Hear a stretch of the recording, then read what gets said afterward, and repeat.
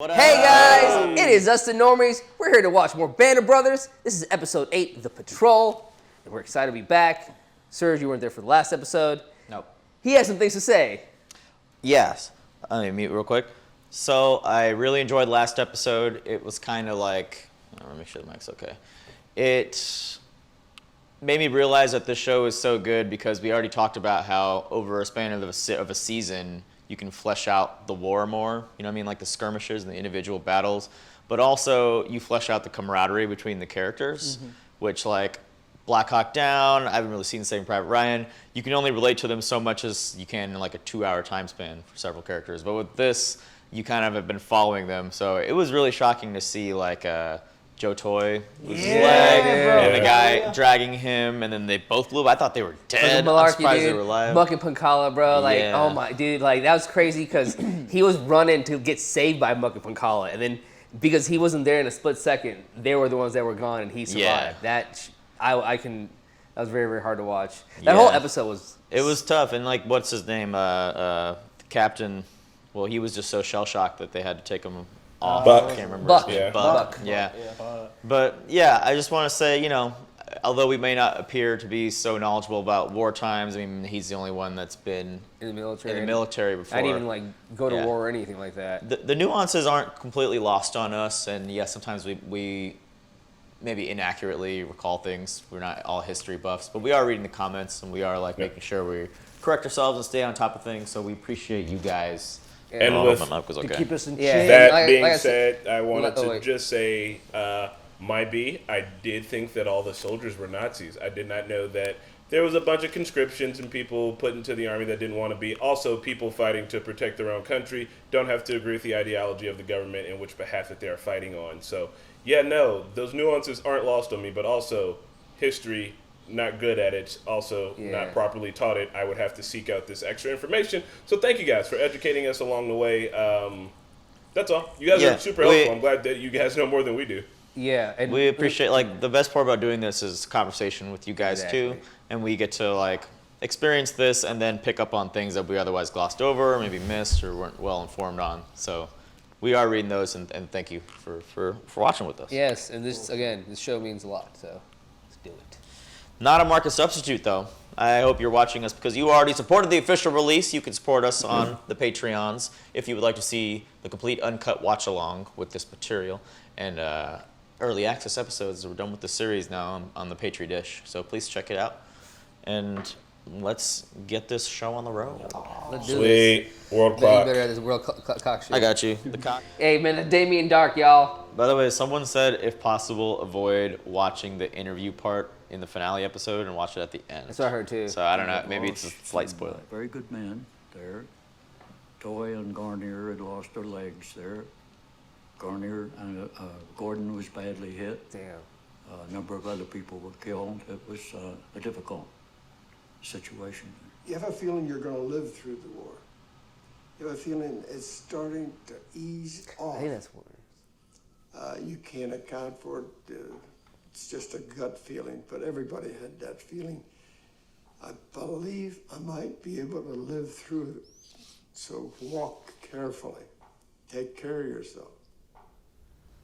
God, could you imagine I feel like I would never want to feel like that. It'd be the worst. You're part of a generation where you just know like a lot of people are just not going to make it. Hey, also, Easy Company, the real Easy Company, apparently they were the fucking best of the best, man. They done so much in this war. Right? They've been around. They've been there since fucking Normandy. Hey guys, Sergeant Martin. What do you want, Private? Oh, sorry, sir. My name's David Webster. I just got back from the hospital. Good for you. Must have liked that hospital. We left Holland 4 months ago. Well, I wasn't there the whole time. There was rehabilitation, then the replacement depot. Well, I'm sure he tried to bust out and help with some Bastogne work. Yeah, you've been missing out, bro. I mean, but what are you supposed to do? Right, he's supposed Did to he know recover. that he was supposed to not do the rehabilitation shit? The guys I knew were either gone or very different from what I remembered. I was a veteran of D-Day and Market Garden and had been with the company since its formation. But now, because I had missed Bastogne, I was treated as a replacement and felt like I was starting all over again. Damn, that's... Bastogne was huge, though. Bastogne was where so much shit happened. He wants us to cross the river. Yeah, but that water's cold. Should be able to get you some boats. Had to be a full moon. So much for the cover of darkness. It's gonna leave the patrol exposed. Damn. Is this the company CP for Easy? Yes, sir. As you were. Oh, shit! Tom Hanks' son. Colin fucking Hanks. What? No way. He's a sperm, bro. He's a little baby. When'd you graduate? June 6th, sir. June 6th? Of last year? On D-Day? D-Day, yes, sir.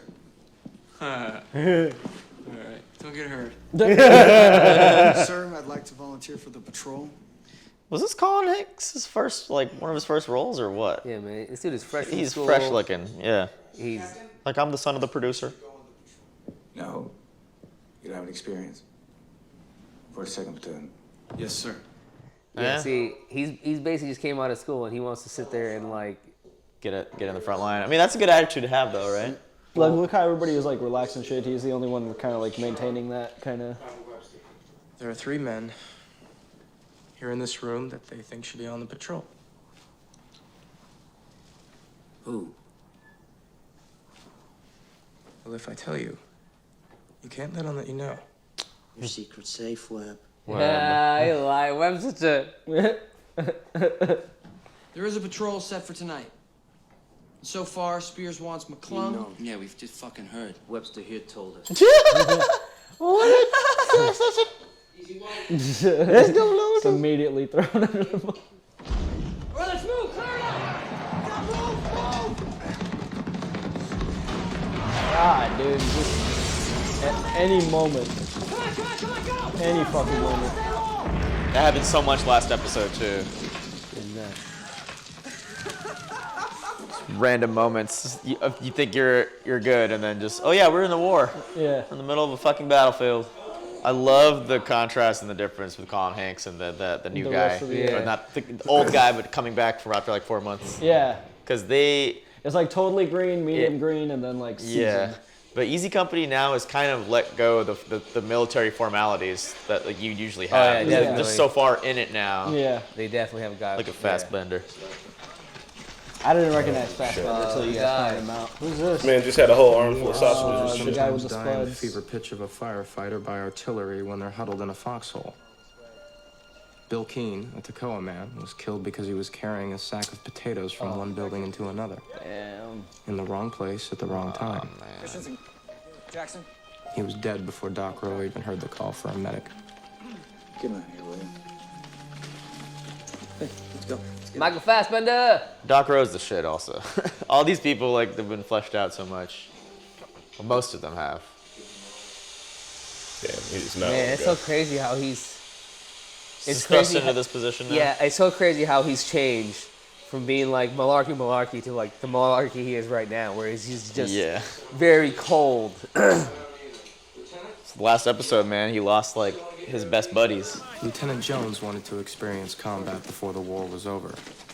Don Death Malarkey wish. had been on the front lines every time Easy Company had seen action since D-Day.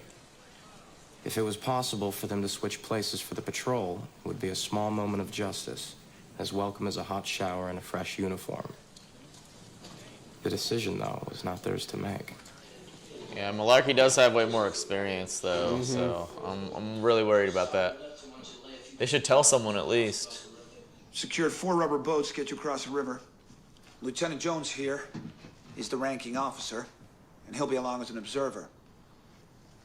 Sergeant Martin here will lead the patrol in Sergeant Malarkey's place. The whole battalion. Got busted. Oh. We hear these whistles, we open up. So don't blow them till you're back in the boats with your prisoners. You have to move fast, but carefully. Put a perimeter around the house. Once that's in place, get your rifle grenades and fast window, get your assault team in Call of quick. Duty. Okay, good, understood. Remember, it's about prisoners. Don't pop the first thing that moves. Clear? Yes, sir. Damn, this is a straight up extraction. I feel this is about to be a tough fucking mission. Yeah, man, you gotta be stealthy. It's about to be an extraction. And you got a rookie going in there leading. Yeah. But at least he's an observer. He's not like in charge. Webster, come on.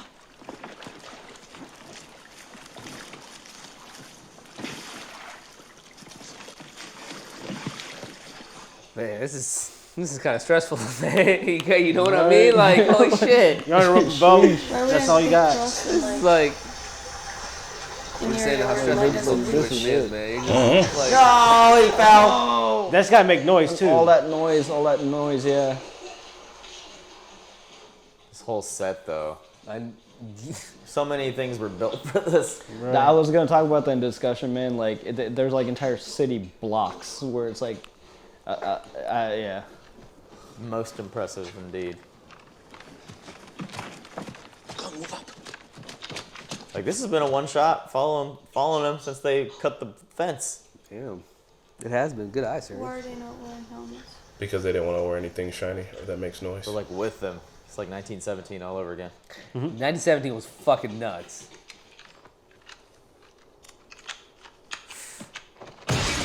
Damn. Just like that. Like that. Oh! Yep, throw the grenade in there. Oh! Bro, you ran too quickly! What the Or was it someone?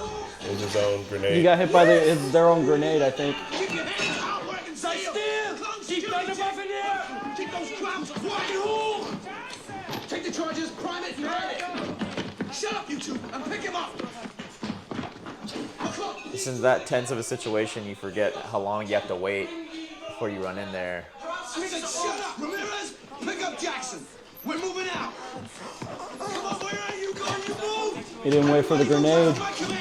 Are you ready? Are you ready? They lay the charges. You gotta lay the charges.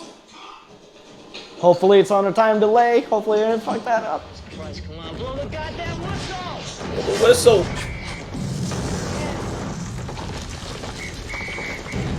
Jesus, dude. Oh god, it's so sporadic. I hope it doesn't hit one of their people. He's still running. Colin Hanks is running.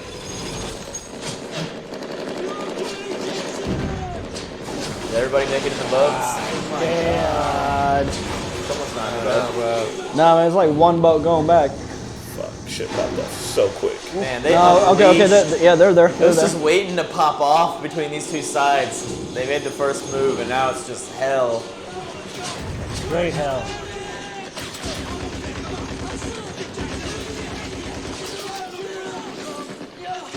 Nuts.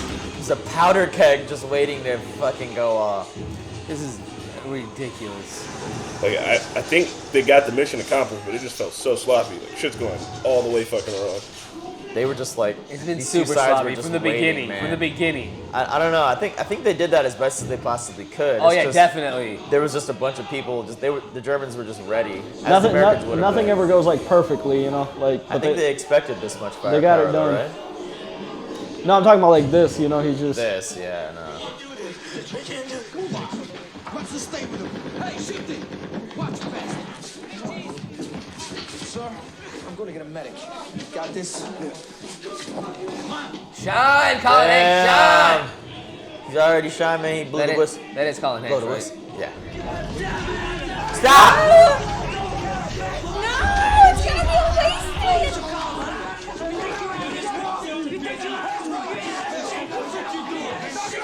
There you go, Colin. There you go.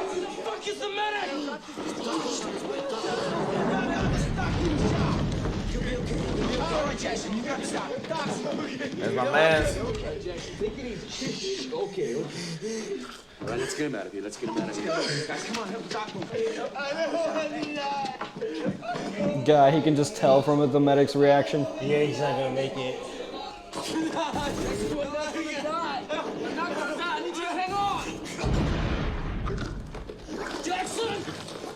Dude, it's so hard to watch. He's choking on his blood?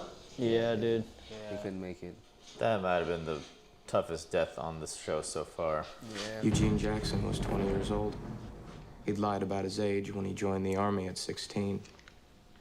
His family, I'm sure, got a telegram from the War Department saying he died a hero on an important mission that would help win the war. In fact, Eugene lost his life on a stretcher in a dank basement in Hagenau, crying out in agony while his friends looked on helplessly. He was just one more casualty in a war that was supposed to be all but over. It's terrible, man.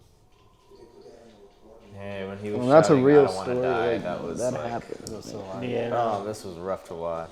You gave him a successful patrol, now he wants two. Successful. Sir, lemon or mustard, if you want me to brief him, I'm gonna.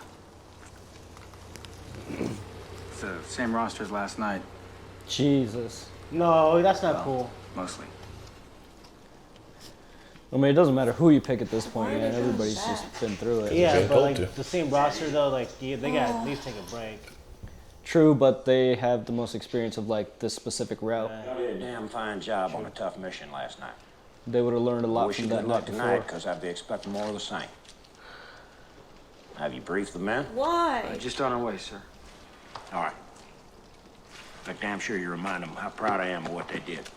Yes, sir. Yeah, cool. Yeah, You're yeah. very proud. Thank you. Thanks. Make sure you give him this gold star. You men did an excellent job last night. I'm proud. I'm proud. I just saw Colonel Sink. He's proud too. In fact, he's so proud he wants you to do another patrol across the river tonight. Jesus. Fuck. They started like abusing Easy Company, man. They're abusing this squad. Just like, hey, they're doing it. It's working. Send them again.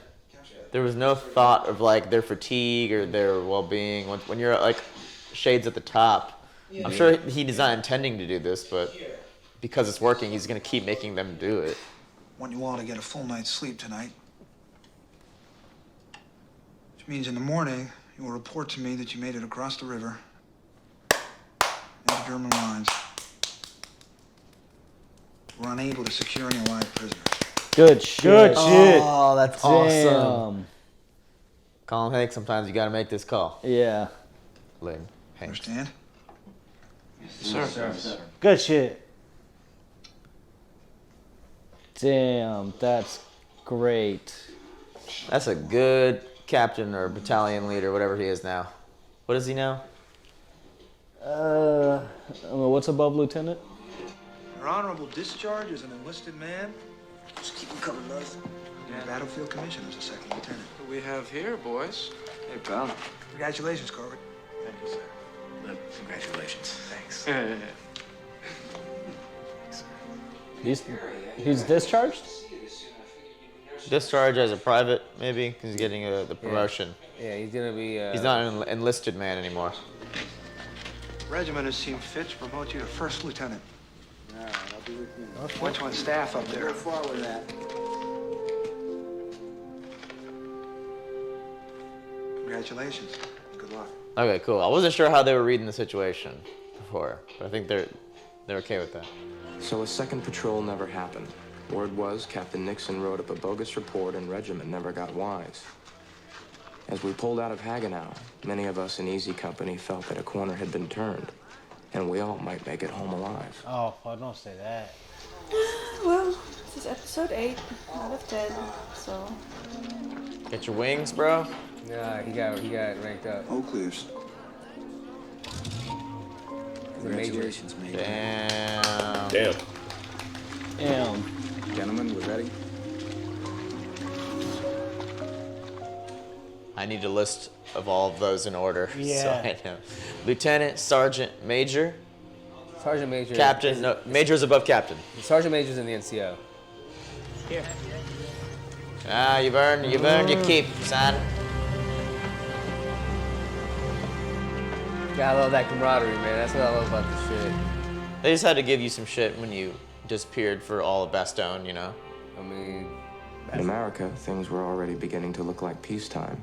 The standard of living was on the rise. Racetracks and nightclubs were booming. You couldn't get a hotel room in Miami Beach, it was so crowded. Wow. How could anyone ever know of the price paid by soldiers in terror, agony, and bloodshed if they'd never been to places like Normandy, Bastogne, or Hagenau?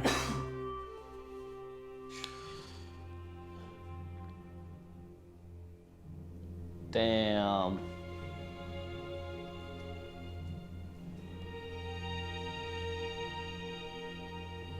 What's next? Oh, fuck. There we go, man. Oh, wow. It's crazy that they think, like, at home, the war is like almost over, so everyone's just like, we're celebrating, but there's still people dying. Fucking, friendly fire grenades or your own grenade. I mean, much like us with like, the Iraq War, like we were, it was going, well, let's, 1, 2, 3. Yeah, everyone at the all studio. All the wars since 2001 that our country's been in, has any of us felt like it's been wartime, or has it just been business as usual, It is kind of weird to think of. Yeah, that's what I was going to say. It's just been, the Iraq War I felt was, when that war went down, we were in wartime. Felt. But still, like, it didn't really affect our like day-to-day life. Don't we still have troops out? I'm not sure. I don't think we haven't pulled out all of our troops, and like yeah. It's like, do we even know there's a war going on right now, or do we even know what some of our soldiers are doing right now? But there was a war.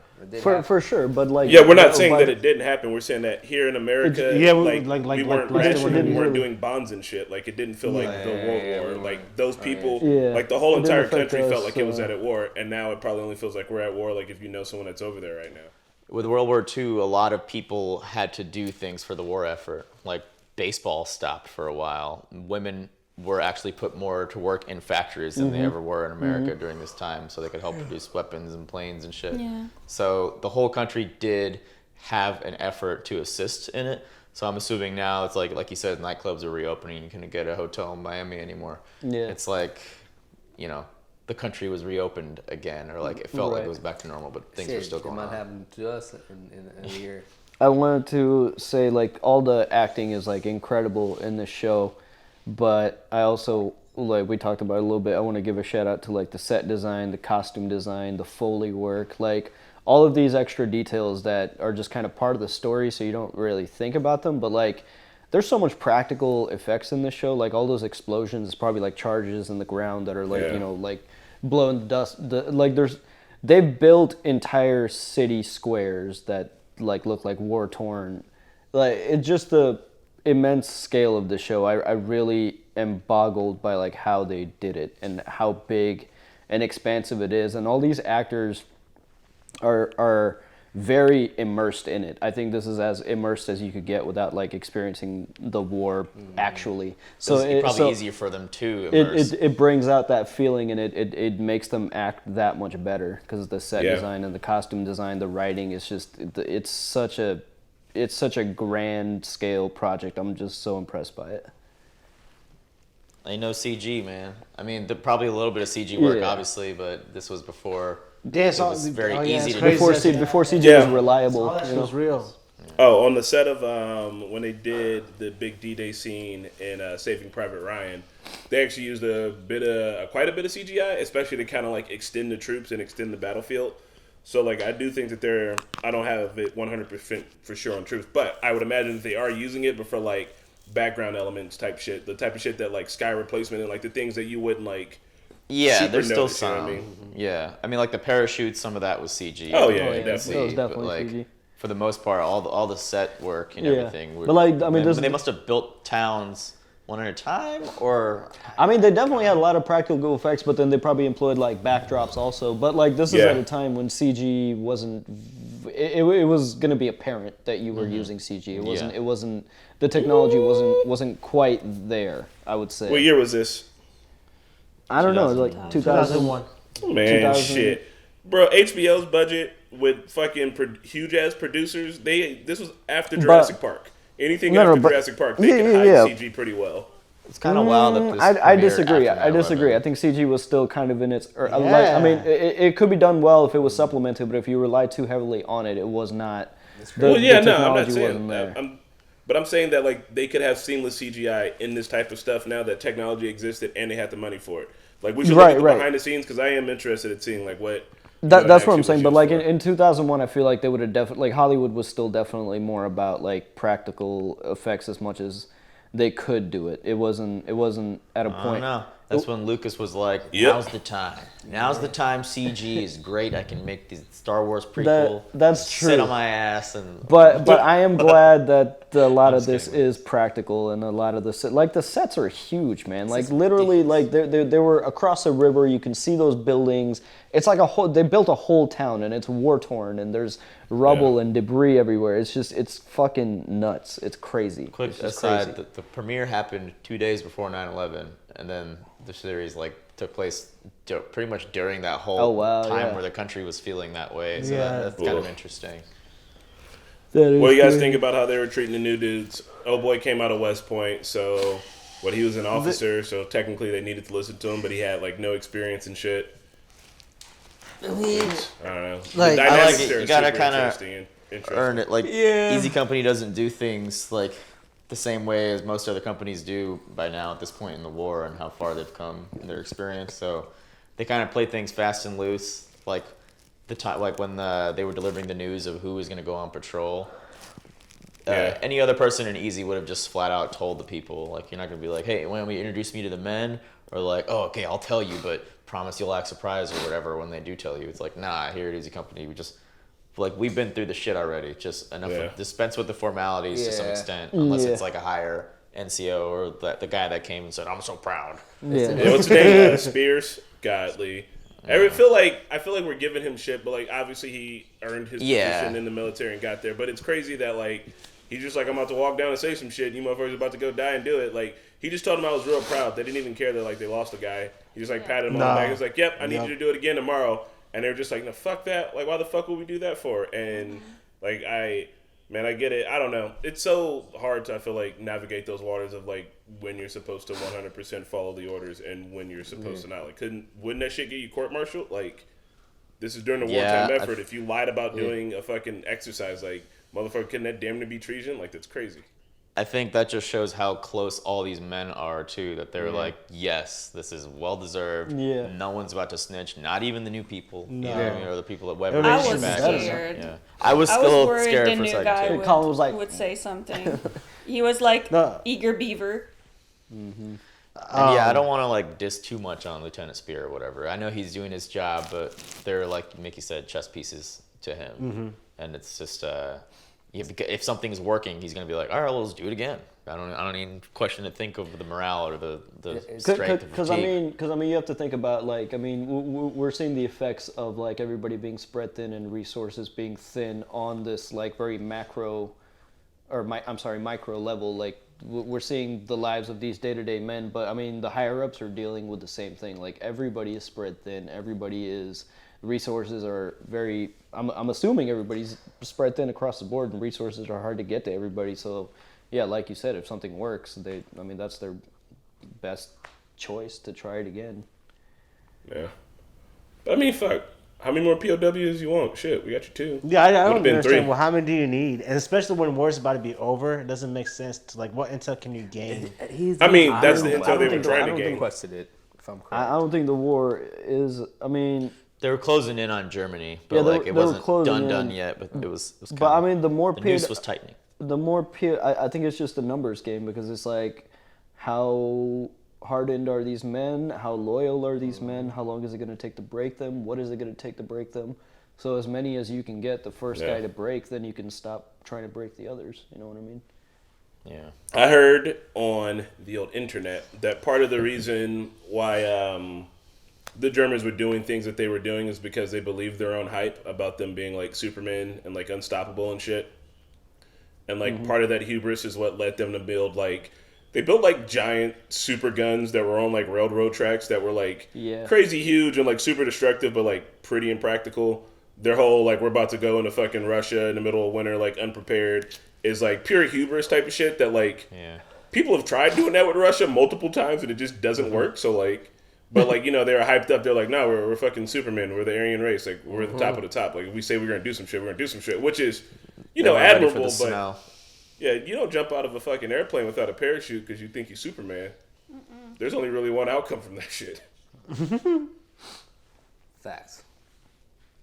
It's falling with style. I'm not gonna lie. The episode before this, I really did want Captain Winters to come down there and lead them for that one charge. I've been talking about it. but it is important that he continues his role, like distance from Easy Company. He's still with them, but you know he's just he needs out for their entire well-being. Yeah, he's the guy for the job. I love Winters. Yeah, I also feel his frustration of seeing someone do a job you know you can do and them doing it poorly. Oh my god. Yeah. It's the fucking worst. That was that guy's name, Dyke, Lieutenant Dyke. Dyke. Yeah. Oh my So god. I need to go take a call. Yeah, it's like I gotta call the other. I gotta go. You guys. Yeah. I was a little. I was thinking of Really something during the end scene when they were talking to Wahlberg. He got honorably discharged, right? And is that because like was that? I think he got dishonorably discharged as a honorably, right? Yeah, dishonorably Yeah, discharged from honorably. being like an enlisted, and he's now lieutenant. Got you. So Yeah. that was him Not being sure what trained. Naheed was saying. Will somebody repeat it? Yeah, they weren't. They were honorably discharging Lip as an enlisted officer, I think. And that, Yeah. like, whatever his previous that was his Now he's promotion. becoming- thing yeah. was. That was yeah. his promotion. Yeah. Got it. They were putting his rank back down to where it was so he could fight with the men, right? No. They were promoting him because he They're was promoting him. becoming He was a a lieutenant. lieutenant. A lieutenant. Oh, okay, yeah, all right, that's right. I couldn't hear that part. Maintenance head came in and was doing maintenance stuff. Uh-oh. Very Oh loudly. man, they're always doing maintenance stuff. Those maintenance Yeah. people. Fucking. Yeah, there's gonna be Maintaining like 5 things. minutes where our footage is probably not gonna be used. No, our footage can be used, but our audio is going to Audio. Was it Trash during bags. the war shooting blasting part? 'Cause No. No. It was towards the end. be. Yeah, it was like that last 5 minutes of the episode or something. Oh man. Fine. Yeah. Yeah. I also, yeah. you don't know about maintenance is coming. Lastly, the show did a really good job of building up the anticipation of like that mission. I don't think we've seen an episode real quick where it's like, here's the mission, go do it, come back. It's like a very clear objectives. Yeah. And 10 then, minutes. Watching them through it, yeah, 10 minutes. That's a fair use timer for this episode, guys. And, like, we had to follow the camera each time as each of them, from cutting that fence to them setting up. It was a one shot, and it was impressive. And yeah, man, you gotta be careful. You throw those grenades, and you can be as careful as possible. And That you was can so hard. Plan it out as much as possible, but then you can just forget 1 simple second. thing. It was just stepping in half a second too early. But yeah, oof. How And I did bet you you he feel? practiced that wanna so die, much. man. Like it was just so simple. How did you? Yeah. How did you feel about Webster not being welcome after he came back from the hospital? I kind of get. Wait, hold on. I don't think you can hear me. Hold on, I'm coming back in. Oh, wait, okay. Can you hear me? Can you hear me? Yeah, I can. Yeah. Okay. I kind of get it, but it just kind of sucks because I don't think Weber realized that, I could just leave medical because other guys are doing it. Because he didn't do anything wrong. He was recovering. But I get it because going through something like the Battle of the Bulge, that'll obviously change you, and the people that you're with, you're going to be much closer to them. And I can kind of understand the resentment, but I think it was more just you need to earn your place with us. Don't come in here and being all conversational, asking about where the rest of the company is. You don't know what the fuck just went. They're in a on. complete different mood. Right? Yeah, you gotta earn your. You But I gotta mean, earn your spot with us. I would have assumed the same shit he would assume. Also, I'm just a fucking house cat apparently because in my mind, I'm like, if you get hurt, you wait until you feel better to come back out. It's like if you in football, Yeah, I mean, if he you didn't do fucking anything wrong. fuck yourself up, don't come back out too early. You're gonna be worthless to us. Or you're gonna fuck yourself up even more. Wait for recovery. But these motherfuckers didn't give a shit. Popeye got shot in the ass and found his way back and was like, I'll recover on the battlefield. And so even Joe. The way they treated him makes me look back at some of the soldiers that were just suffering through their injuries, like the guy with the frozen feet. And make me wonder if they just didn't do it because of the peer pressure, Peer pressure. If there's so pressure much, plays a big role. if there's so much resentment, if you even have to go to the hospital, and then if you just stay for your full recovery, then it's looked at this bad. That's. I feel like if you're a soldier on the front line, you gotta tough it out. Yeah, I think that's one way to look at it, but I think it was more the camaraderie that these men have built. They don't want to hang back while the rest of their boys are out there. Yeah. When Joe Toy came back, his arm was still in a sling, and then he gets his leg blown off that same day. Yeah. But they're just it's just more so not really peer pressure, but how badly do you care for these boys. Yeah, on the line. I hate to put But into then- like sports terms, but if some of your key, Unmute. Like I don't want to like put like You're still muted. I don't want to put like war and sports together, but it's like if somebody on your team, who got hurt, and then like the team is playing a big game or a big battle, you want to be, even though you can't do as much what you were doing before you got hurt, you just want to be out there for the boys to let them know, hey, I'm here for you, and I'm here to just with you and to do whatever I can just to let you guys know I'm here. Even if you're on the bench. Yeah, even if you're, but it's just something like that, and then it's just I think that's all it was. I don't think it was like peer pressure. It was like if I don't show up, they're gonna think bad of me. It's just more like, hey, I want to be there for the guys because we've been there, so we've been through so much so far. Yeah, and I agree and understand that, but from like practical point of view, like the guy who still had his like hand injured, like what could he do? Like he could barely even shoot a gun with like you can't shoot a gun with one hand. He was out there doing it. It's just like your aim's all out the whack. But like, you're just there like extra meat. You know what I mean? It just goes back to like everybody's awareness of just how thinly spread they are, and just like the lack of resources. I think I think it was just a desperate situation. So I could never imagine what it would be like to be in this. But if you were like sitting in a hospital, the only thing that would be on your mind is like, my friends are dying out there right now, and I'm just like sitting around. Even though it's totally valid for you to sit around, you're injured, but like I can totally see, because in that moment when you're in that hospital bed, that soldier is alone with his thoughts. You know what I mean? And there's a lot of thoughts running through their head, and I could totally see how that would just eat away at them. And it's I think it's more like they just need to be out there doing something, because nobody wants to be alone with their thoughts, especially in this environment. Yeah, that's true. 100% not related at all or relatable at all, but if we're playing Warzone and like one person has no armor or no health, it's not like we are like, all right, you guys go. like I want to, like, you know what I mean? Like I need to find armor or something. But like it's obviously Have you not played with Mickey? What do you mean? What's that supposed to be? like we're charging now, guys. And Mickey's like, hold on, I'm at the house. I gotta find this. Well, I like to be stocked and prepared, you know.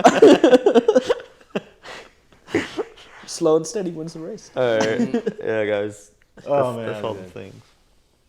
That's all the things. That's all the things. I believe that. I feel like the next 2 episodes are just going to be like in it. Yeah. They're going to Germany. It's like in it. It's like Let's watch them in one sitting. Stretch. I agree. I'm down. All right, y'all. Next one. Peace. Bye.